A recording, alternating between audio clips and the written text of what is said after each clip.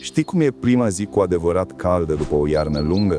Când ieși afară și soarele nu mai e doar lumină, ci și căldură, și simți cum ceva din tine, înghețat de luni întregi, începe să se dezmorțească. Ei bine, într-o astfel de zi de primăvară, când pământul încă mirosea a început, m-am trezit rătăcind printr-o pădure de lângă Sibiu. Pădurea Dumbravă, îi zice. Nu aveam un plan, doar simțeam că ziua era prea bună ca să o petrec între patru pereți și pașii m-au dus unde au știut ei mai bine. Dar stai puțin, asta nu e doar o plimbare printr-un muzeu. Ce urmează să vezi e de fapt o lume care a dispărut, dar care încă respiră aici, în mijlocul pădurii. Și deodată, printre trunchiuri, am văzut o casă bătrână, cu bârne groase și acoperiși de paie, stând acolo ca și cum ar fi crescut din pământ odată cu fagii din jur. Nu era o nărucă, era Muzeul Astra, un sat întreg, ascuns în inima pădurii, adunat acolo cu răbdare și cu drag, ca să nu uităm cine au fost.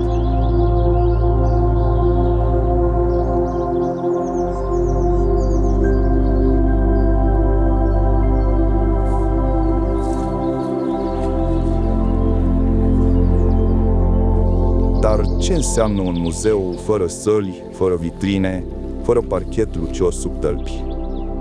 Înseamnă poteci de pământ bătătorit, înseamnă lacuri ce oglindesc cerul dimineții, înseamnă curți în care, dacă închizi ochii o clipă, aproape auzi glasul unui copil alergând spre poartă. Casele de aici n-au fost construite pentru muzeu. Fiecare a fost ridicată cândva de mâini adevărate, pentru oameni adevărați. Și când viața a părăsit satele, cineva a avut înțelepciunea să le ia cu el, bârnă cu bârnă, piatră cu piatră, și să le adune aici. Astfel, muzeul a devenit o hartă nu a drumurilor, ci a sufletului rural românesc.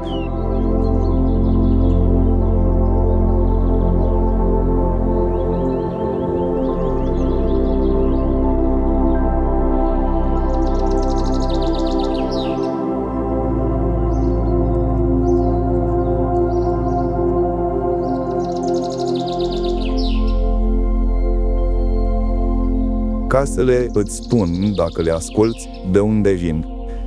Cele de la munte sunt strânse în ele, solide, cu pereții groși ca îmbrățișarea unui om de nădejde. Ferestrele, mici, ca niște ochi atenți, nu lăsau frigul să intre, dar lăsau lumina să se prelingă înăuntru. Acoperișurile abrupte aruncau zăpada departe, de parcă muntele însuși le învățase cum să supraviețuiască.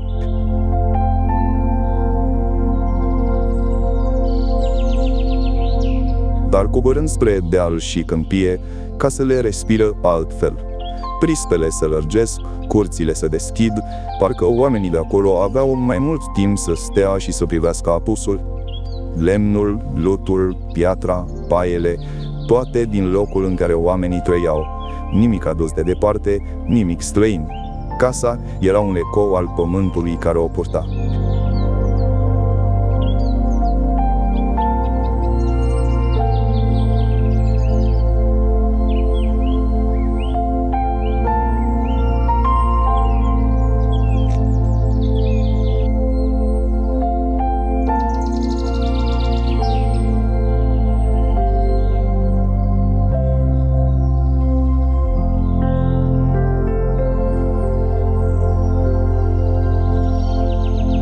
Îți mai amintești cum arăta gospodăria bunicilor? Sau poate ai auzit despre ea din povești?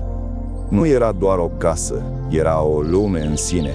Șura unde mirosea fân uscat și avară lungă, grajdul cu căldura lui vie, cu răsuflarea animalelor în dimineți de iarnă, magazia în care timpul părea să stea locului. Fiecare construcție stătea acolo dintr-un motiv.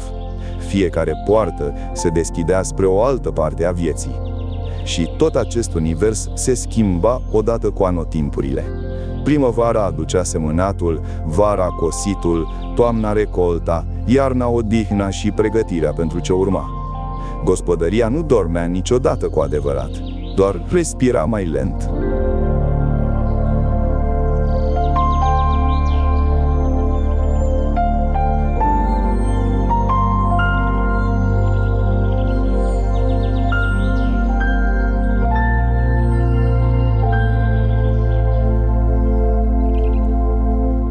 Pasul de la prag spre interior e scurt, dar simți că treci undeva.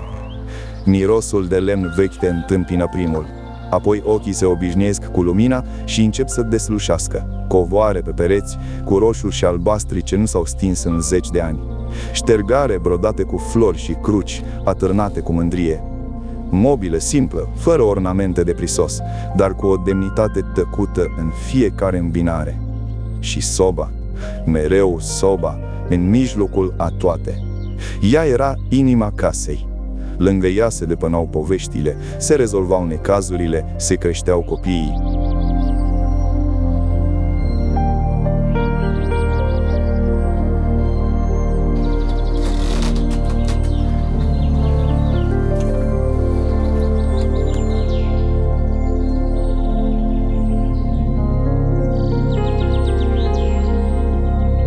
Și dacă ai impresia că asta e tot, stai să vezi ce făceau oamenii cu apa. Acolo începe cu adevărat ingeniozitatea.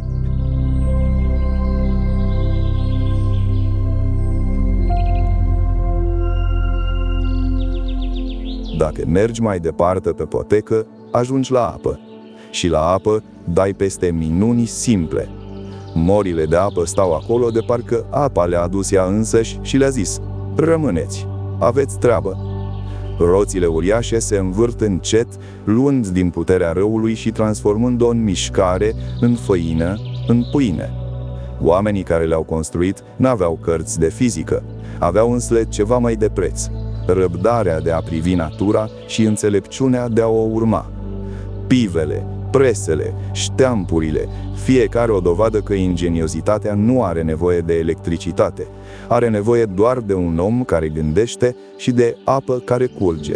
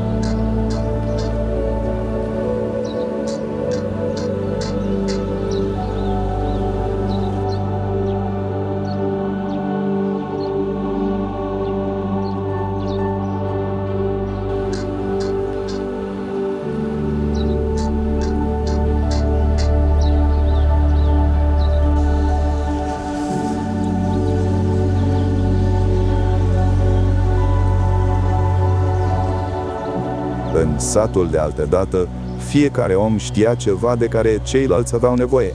Fierarul era cel care ținea roțile în mișcare și coasele ascutite. Dulgherul ridica pereți și punea acoperișuri deasupra familiilor. Meșterii populari sculptau lemnul cu o tandrețe ce pare greu de explicat, dar poate că e ușor. Lucrau pentru oameni pe care îi cunoșteau pe nume. Și astfel cunoașterea curgea din mână în mână, din tată în fiu, din generație în generație. Nu în cărți, nu în școli mari, ci în ateliere mici cu miros de rumeguș și fier încins. Era o rețea vie, un sat care se cosea pe sine în fiecare zi.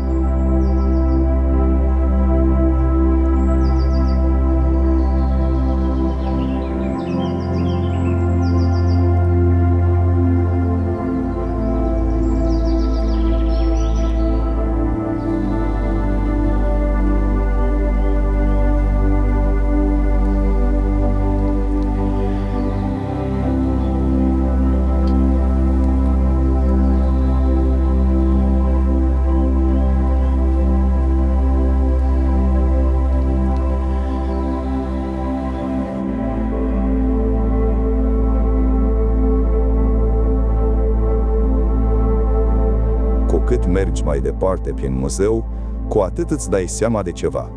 România e mai mare înăuntru ei decât pe orice hartă. Un acoperiș din Maramureș nu seamănă cu unul din Oltenia. O poartă din Bucovina spune altceva decât una din Câmpia Dunării. Și totuși, toate sunt românești. Toate poartă aceeași limbă a lemnului, a lutului, a mâinilor care au muncit. Fiecare regiune și-a scris povestea cu materialele pe care le-a avut și cu iernile pe care a trebuit să le treacă. Și toate aceste povești, adunate împreună, alcătuiesc ceva mult mai mare decât suma lor. Alcătuiesc un popor. Dincolo de toate astea, există ceva ce nu poate fi filmat complet și totuși îl vei simți până la final.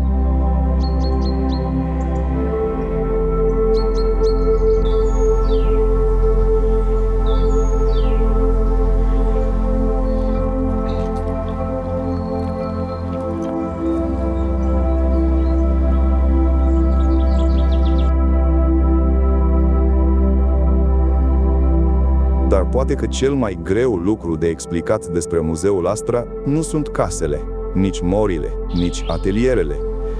E liniștea.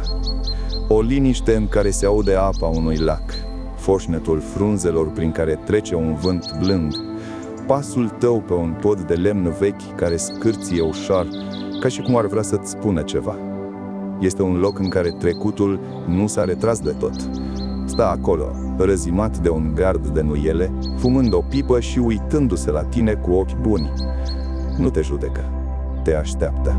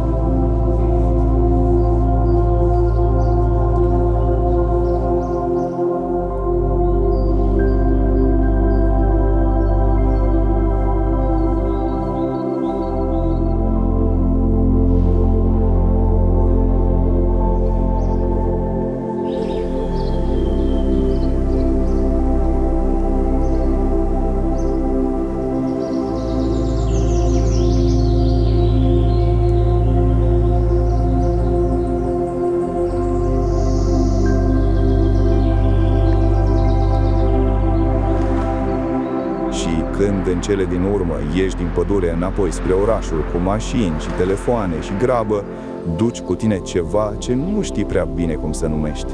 O amintire? Nu chiar, că nu ai trăit în acele case. O nostalgie? Poate, dar pentru un timp pe care nu l-ai prins. Poate e pur și simplu conștiința că rădăcinile există, că undeva în urmă cu nu chiar atât de mult timp, oamenii știau să construiască o lume din nimic altceva decât lemn, lut, apă și muncă. Și că lumea aceea a fost frumoasă, iar focul din Sobor arde la fel ca atunci.